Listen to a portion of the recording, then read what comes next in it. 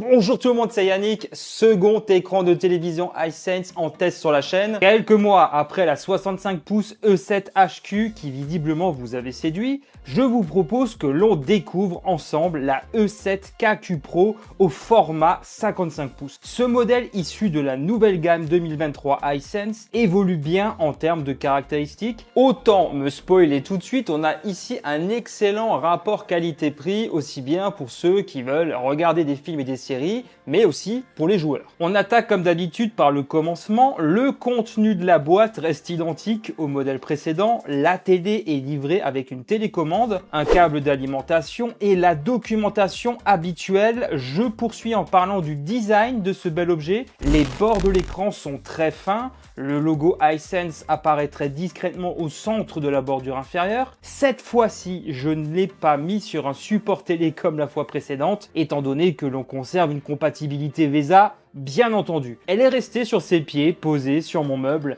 La connectique est fournie sur la tranche située à droite quand on est derrière la télé, un port USB 3, deux HDMI 2.0 et deux HDMI 2.1, dont un compatible eARC, deux prises antennes, une entrée AV et une prise jack 3.5. Le tout est complété par un port USB 2, un Ethernet et une sortie optique, placée bien au dos cette fois. Cette télé prend aussi en charge Wi-Fi et Bluetooth 5.1. Je pense qu'on est bien en termes de connectique sur ce téléviseur. Passons maintenant à la télécommande qui évolue un petit peu par rapport à l'ancien modèle, puisque l'on va y retrouver plus de raccourcis pour accéder à ses plateformes préférées. Je suis surtout utilisateur pour ma part de Netflix, Disney+, et Prime Video. C'est toujours cool d'avoir ce genre de raccourcis. Tiens, il y a Salto aussi qui est bien mort pourtant. En dehors de ça, la télécommande reste plutôt sobre avec les touches de navigation habituelles et la touche maison pour revenir sur l'accueil. Elle est infrarouge et ne fonctionne que comme ça au début, jusqu'au moment où j'ai voulu tester et activer l'assistant vocal. À ce moment-là, j'ai basculé en mode Bluetooth, bien plus pratique à l'usage. Il y a, comme vous pouvez le deviner, un micro intégré qui va vous permettre de communiquer avec l'assistant vocal de votre choix, soit celui de Hisense ou celui d'Amazon si vous préférez. Pas de Google Assistant sur cette version malheureusement. Je regrette un petit peu pour ma part que les touches ne soient pas rétro-éclairées. Montrez-moi le contenu recommandé. Quel temps fait-il à Paris ?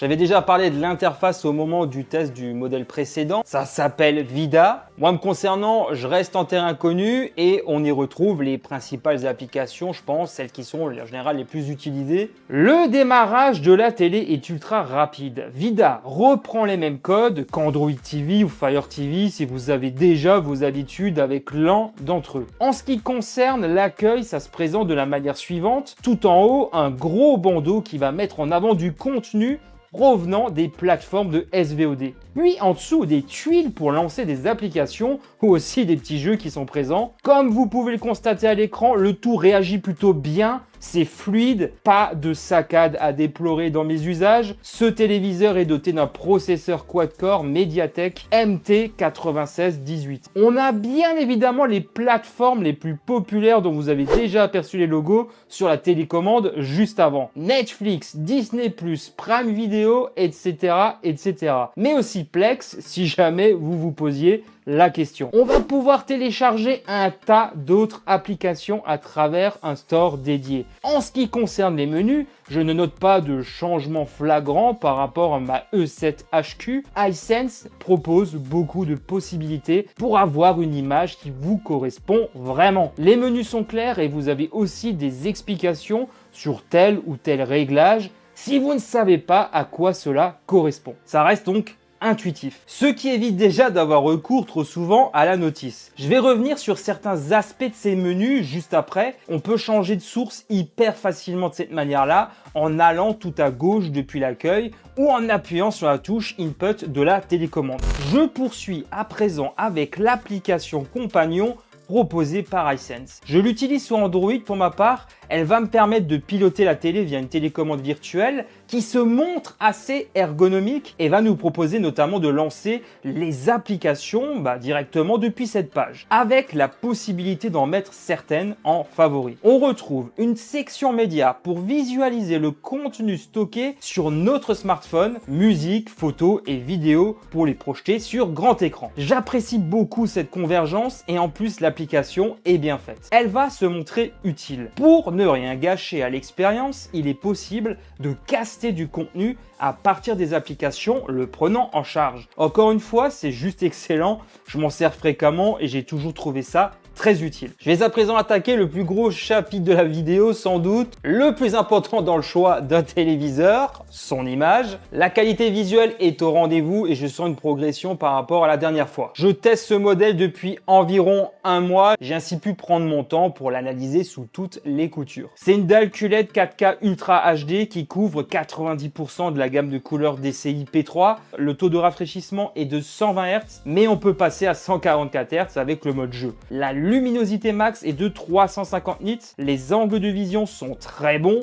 Une nouvelle fois, Hisense propose une technologie d'upscale, c'est-à-dire passer en 4K Ultra HD du contenu qui est à une définition inférieure. Auparavant, j'ai trouvé que cela n'apportait pas grand-chose, mais ici, j'ai l'impression que Hisense a peaufiné sa recette et on obtient de meilleures images. J'ai visionné du contenu plus ancien et on s'est fait la réflexion chez moi que l'image gagnait en qualité, plus de netteté, mais pas seulement. On a aussi remarqué de meilleures couleurs et plus de contraste. C'est en tout cas super d'avoir de telles possibilités sur un téléviseur abordable. Hisense propose aussi le MEMC, un dispositif de compensation de mouvement. Cela consiste à obtenir des images plus nettes des objets en mouvement. C'est très utile pour les films d'action ou encore le sport, comme le football. Autrement, en ce qui concerne les reflets, le constat est le même sur la E7HQ. Il y en a, donc attention d'éviter d'avoir des sources lumineuses en face de l'écran ou en fonction de votre emplacement et champ de vision,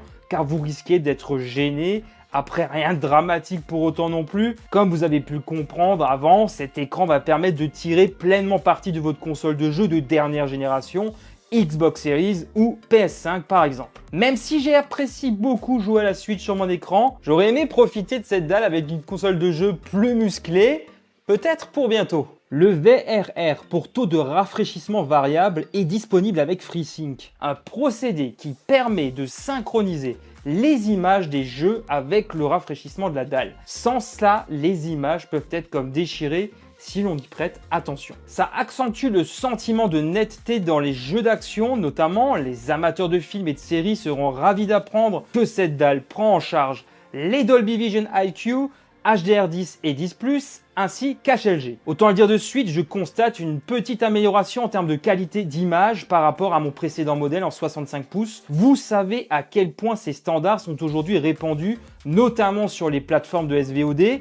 Disposer d'un écran qui prend en charge tous ces profils est devenu indispensable, c'est peu dire. Ce qui est cool, c'est qu'Hisense ne se contente pas uniquement de prendre en charge l'un ou l'autre. Ici, on a les principaux. J'ai mis les deux écrans côte à côte pour tenter de voir quelles sont les différences. Mon E7HQ avec cette E7KQ Pro et oui, je constate de vraies différences visuellement, c'est plus chatoyant sur le nouveau modèle qui gagne en profondeur sur les noirs et se montre aussi un poil plus lumineux alors qu'il m'avait semblé que c'était pratiquement identique sur les fiches techniques. Les contenus affichés à partir des plateformes de SVOD sont bien meilleurs sur la nouvelle QV. Pour moi, c'est indéniable et chez moi, on est en tout cas agréablement convaincu par cette nouvelle proposition. On monte en qualité pour le prix demandé, c'est encore une nouvelle fois assez bluffant, même si on reste, et ça c'est logique, en dessous de modèles plus haut de gamme, qu'il soit QLED ou OLED bien évidemment. Pour aller plus loin, Hisense ne déçoit pas en ce qui concerne les réglages visuels.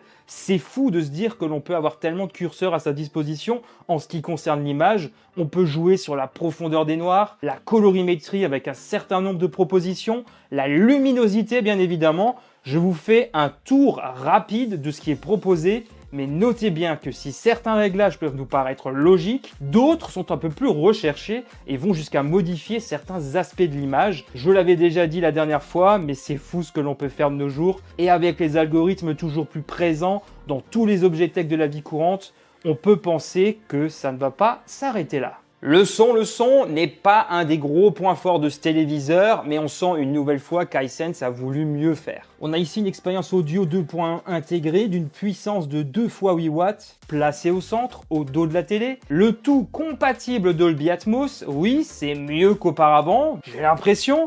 Mais je ne suis pas prêt de quitter mes bonnes vieilles enceintes dédiées. Le son me paraît toujours un peu trop plat, un certain manque de profondeur, et ce, malgré les efforts déployés par Hisense pour tenter de mettre plus de basse, plus de punch. Ça manque toujours de consistance. Je ne perçois pas non plus cette spatialisation. Je conseillerais d'investir dans une bonne barre de son si votre budget vous le permet. Autrement, Hisense permet toujours de personnaliser l'expérience à travers un égaliseur. Ça, c'est toujours utile de le rappeler.